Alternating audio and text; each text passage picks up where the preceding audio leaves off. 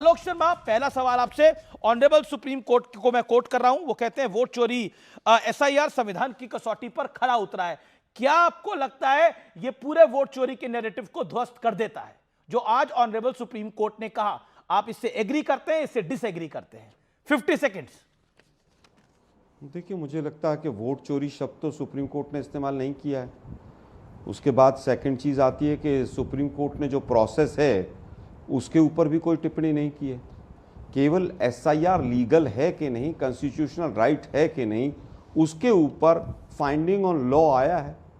इसके आगे क्या प्रोसेस है, क्या बंगाल में ठीक हो रहा था, बिहार में ठीक हो रहा था, ऐसा तो सुप्रीम कोर्ट ने कुछ नहीं कहा है। और जो बिहार और बंगाल के केसेस सुप्रीम कोर्ट में ही चल रहे हैं वो यथावत चल रहे हैं। क्या 27 लाख जो वोटर्स अपना वोट नहीं डाल पाए, क्या वो केस बंद कर दिया सुप्रीम कोर्ट ने? मुझे लगता है कि गलत तरीके से पेश किसी चीज को नहीं किया जाना चाहिए। हमने कभी भी या पूरे तो देश ज्ञानेश में कुमार भी गलत तरीके से पेश कर रहे हैं। ज्ञानेश कुमार ने बोला है कि सुप्रीम कोर्ट का निर्णय सब कुछ बता रहा है। तो नहीं, तो ज्ञानेश कुमार ने इसके आगे क्या कहा है कि हमारे प्रोसेस को क्लीन चिट मिल गई है? ऐसा कहा है क्या उन्होंने? अगर कहा है तो मैं कहूंगा उन्होंने बिल्कुल गलत कहा है, लेकिन उन्होंने नहीं कहा है। ये मुझे भी पता, आपको भी पता है। दुर्भाग्य ये है तो कि बिहार प्रोसेस के ऊपर सबने सवाल उठाए। आपने बोला कि ये बिहार का मुद्दा, आज बिहार का मुद्दा था और ऑनरेबल सुप्रीम कोर्ट ने कहा बिहार के मुद्दे में हमें कुछ गलत नहीं लगा।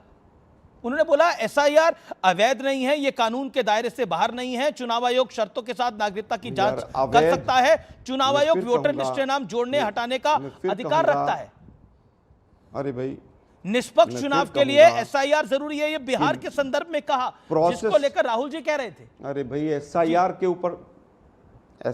के ऊपर सवाल नहीं उठाया था राहुल जी ने भी। हर देश के नागरिक ने प्रोसेस के ऊपर सवाल उठाया था और इस सुप्रीम कोर्ट ने भी उठाया था। जिस सुप्रीम कोर्ट की आप बात कर रहे हैं, इसी सुप्रीम कोर्ट ने आधार को वैलिड माना था कि नहीं माना था? तो प्रोसेस में कमियां थी, ये सुप्रीम कोर्ट ने भी माना था। ये ट्राइब्यूनल जो वेस्ट बंगाल में बने थे, ये कांग्रेस ने या अमीश देवगन ने नहीं बनाए थे। ये ट्राइब्यूनल भी सुप्रीम कोर्ट ने बनाए थे कि प्रोसेस में दिक्कत है और टाइमली नहीं है। सवाल बहुत सारे हैं। वेस्ट बंगाल में आनन फानन में आपने 27 लाख वोटर्स को वोट नहीं डालने दिया। 1 करोड़ के करीब नाम आपने डिलीट किए, वो भी सेलेक्टिव डिलीशन था। इलेक्शन कमीशन क्या दिखाना है, क्या नहीं दिखाना है? मैं एक बात और पूछना चाहता हूं, वेस्ट बंगाल में तो जरूरी था लेकिन आसाम में जरूरी नहीं था। ओके, जवाब प्रदीप भंडारी। प्रदीप, सिटीजनशिप मैं आज सुप्रीम कोर्ट के निर्णय पर बात कर रहे हैं। सिटीजनशिप क्या बात कर रहे हैं? एक मिनट सुनिए भाई, एक मिनट। अरे भाई, सुप्रीम कोर्ट का जो फैसला आया उसमें कहीं पर भी प्रोसेस के ऊपर टिप्पणी नहीं है। प्रोसेस के ऊपर कहीं टिप्पणी नहीं, केवल ये सवाल का जवाब मिला है कि एसआईआर होना चाहिए कि नहीं होना चाहिए, या लीगली इलेक्शन कमीशन कर सकता है कि नहीं कर सकता। ये तो सवाल, कहीं दिक्कत थी नहीं किसी को। तमाम डिबेट्स में हमने भी कहा कि प्रोसेस और टाइमिंग पे हमें दिक्कत है। आसाम में एसआईआर नहीं कराया, इसको भी तो गलत नहीं कहा। बिहार के संदर्भ में ऑनरेबल सुप्रीम कोर्ट ने प्रोसेस को गलत नहीं कहा। अगर गलत कहा है प्रोसेस को तो बताइए। अगर सही, अमीश जी अगर सही कहा है तो सुप्रीम कोर्ट में दोनों केस खारिज होने जाने चाहिए। तो आज फैसले के बाद तो यही हो गया एक तरह से। ठीक है, मैं प्रदीप भंडारी का रुख करता हूं। प्रदीप भंडारी, कर रहे हैं आप? अगली डेट लगी हुई है। जी, प्रदीप भंडारी, एसआईआर अवैध नहीं है, ये कानून के दायरे से बाहर नहीं है, लेकिन ये प्रोसेस की बात है, ये प्रोसेस की बात नहीं है। Congress says this. देखिए, कांग्रेस के प्रवक्ता झूठ बोल रहे हैं और मैं राहुल गांधी की क्लिप सुनाऊंगा जो कांग्रेस के प्रवक्ता के झूठ को एक्सपोज करेंगे। 10 सेकंड। जो आपके साथ एसआईआर में हुआ, जो आपके नाम काटे गए, आप अपनी बात कही ना भंडारी जी, वो राहुल गांधी जी को सुना रहे हैं आप भी आकर। राहुल गांधी कह रहे हैं कि संवैधानिक जो एसआईआर है वो असंवैधानिक है। ये झूठ बोल रहे हैं। राहुल गांधी, मैं बताता हूं, उत्तर देता हूं। यही मैंने यहाँ पे सुना है। मैंने आपको 2.5 मिनट सुना। अमीश भाई, ये तरीका सही नहीं है। मैं 2 मिनट तक इनको सुन रहा था, मुझे 10 सेकंड के अंदर इंटरप्ट करना चालू किया है। या तो Congress, mister Bhandari, you make your point. Okay, fair enough mister Bhandari, you make your point. Alok ji, then you come in. Okay mister Bhandari. Amish ji, सभी की सभी पेटिशंस के अंदर कांग्रेस पार्टी हमेशा से कहती आई थी कि एसआईआर जो है वो असंवैधानिक प्रोसेस है। आज सुप्रीम कोर्ट ने स्पष्ट कर दिया कि चुनाव आयोग ने एसआईआर कराना संवैधानिक था। प्रोसेस जो petition बिहार में के नहीं अंदर था। सुप्रीम कोर्ट ने कहा कि जो बिहार का प्रोसेस था वो भी लीगल था, आर्टिकल 324 के तहत था। मतलब राहुल गांधी तमाम रूप से कह रहे थे कि दलितों का नाम काटा जा रहा था, ये एसआईआर इलीगल है, ये जानबूझ के घुसपैठियों को बचाने का काम कर रहे थे। और हमेशा राहुल गांधी झूठ बोलते हैं। कोई भी राहुल गांधी का मुद्दा सुप्रीम कोर्ट में जाता है, जब वो तथ्यों पे आता है तो राहुल गांधी बेनकाब हो जाते हैं। जी हमेशा से यही रही है, झूठ बोलो, लोकतंत्र को धूमिल करो और अपने परिवार को बचाओ। आज इनको देश से माफी मांगनी चाहिए क्योंकि इनका एक भी तथ्य कोर्ट में नहीं लागू है और अभी भी जाके ये झूठ ही बोल रहे हैं आपके कोर्ट, आपके शो के अंदर। सुप्रीम कोर्ट ने प्रोसेस तक की बात करी है, डॉक्यूमेंट में भी कहा है कि जितने डॉक्यूमेंट मांगे गए वो सही डॉक्यूमेंट मांगे गए। इंक्लूजनरी प्रोसेस था, एक्सक्लूजनरी नहीं है। आलोक शर्मा सरेआम झूठ बोल रहे हैं शो पे। ओके आलोक शर्मा, आपका कोर्ट कर रिप्लाई। दो कोर्ट को अगर ओके मिस्टर भंडारी, आपने अपनी बात को रखा, आपको मैंने 1.5 मिनट दिया। आलोक शर्मा 50 सेकंड्स में, क्यों पॉइंट?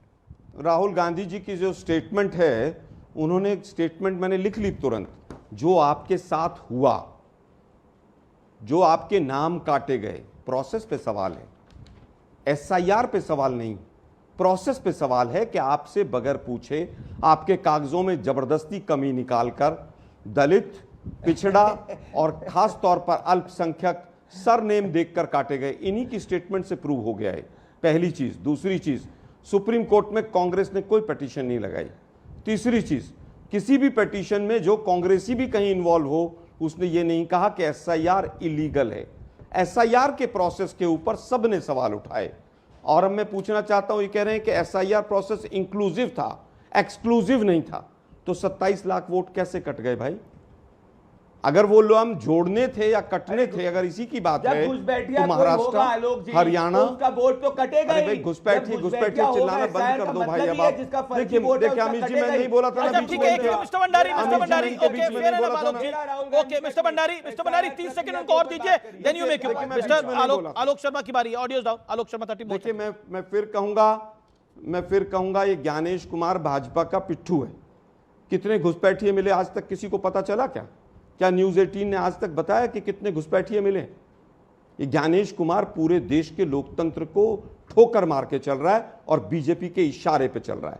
मैं इतनी स्ट्रांग स्टेटमेंट दे रहा हूं। बंगाल के अंदर तो दिख ही रहे हैं, कई लोग तो बॉर्डर पे चले गए हैं, लेकिन वो तो सरकार आने के बाद गए हैं। ज्ञानेश कुमार बीजेपी का पिट्ठू है। सुप्रीम कोर्ट का आज निर्णय आ रहा है और कांग्रेस के प्रवक्ता का ये स्ट्रांग स्टेटमेंट आ रहा है। Mister Bhandari, you make your point, 50 seconds and time limit को प्लीज फॉलो करिएगा। देखिए अमीश जी जनता के कटघरे में गए, इन्होंने जनता के कटघरे में एसआईआर का मुद्दा उठाया, क्या निकला? बंगाल के अंदर इनकी जमानतें जब्त हो गई, बिहार से चुनाव से हार गए। फिर ये कोर्ट ऑफ लॉ के अंदर गए और उन्होंने कहा कि भाई एसआईआर का पूरा प्रोसेस इलीगल है, अनकॉन्स्टिट्यूशनल, उस पर स्टे करना चाहिए। सुप्रीम कोर्ट ने उसमें इंटरिम स्टे नहीं दी और आज सुप्रीम कोर्ट ने अपनी फाइनल वर्डिक्ट कहते हुए कहा कि जो चुनाव आयोग ने पूरी प्रक्रिया करी, वो पूरी प्रक्रिया इफ और बट नहीं, पूरी प्रक्रिया सही थी और कोई भी वोटर लिस्ट सैनिटाइजेशन करना लोकतंत्र का मेन प्रहरी है। तो जब ये एसआईआर का विरोध कर रहे थे, लोकतंत्र का विरोध कर रहे थे, सुप्रीम कोर्ट ने इंग्लिश में ये शब्द का बोला, it rather breathes life into the constitution mandate of article 324। English के अंदर कितनी झूठी बात कर रहे हो। अब ये नया मुद्दा लेके आएंगे, अब इनका ये खत्म हो गया। यूपी चुनाव के पहले भी दूसरा उठा लेंगे, पहले ईवीएम बार-बार रिपीट कर रहा हूं, आज एसआईआर नोट कर लीजिए, कल कुछ और लेके आएंगे। एसआईआर और एसआईआर के प्रोसेस के अंदर कोई फर्क नहीं है। एसआईआर मतलब ही होता है प्रोसेस कंडक्ट कराना। Okay, you made your point. Sunil Yadav, UP में अब नया मुद्दा निकाल कर लेके आएंगे। यूपी दोनों चीजों में जमीन और आसमान का अंतर है। एसआईआर लीगल है कि नहीं, होना चाहिए कि नहीं होना चाहिए, और एसआईआर का प्रोसेस ठीक है कि नहीं, दोनों अलग अलग चीजें हैं। मुझे नहीं लगता कि बीजेपी के सुप्रीम कोर्ट एडवोकेट एसआईआर